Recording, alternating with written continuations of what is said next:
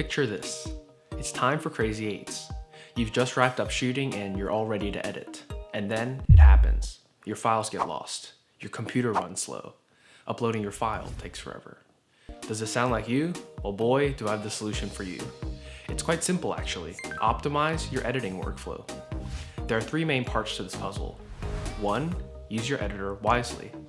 2. Keep yourself organized. And 3. Finish with sanity. Implementing these things into your editing can drastically increase your efficiency and help prevent headaches when a stressful time comes. Tip number 1. Use your editor wisely. Starting from the very beginning, ingest your footage properly.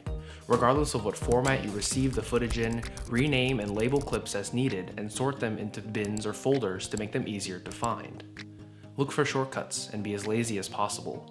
Create keyboard shortcuts to automate repetitive tasks, find presets for things like audio processing and color grading, and use motion graphics templates to help prevent duplicate work. The more time you spend doing setup work, the slower you end up working overall. Tip number 2, keep yourself organized. Using descriptive file names in conjunction with numbers can help you manage your files. Keeping important, reused media like footage and images at the top can help prevent unnecessary scrolling and searching. However, try to avoid over-organizing your files. Having to click through 7 folders to find your footage is not only annoying, but utilize your programs for their intended purpose and to their full potential. Using Premiere Pro to create motion graphics or After Effects to mix sound would be painful, to say the least.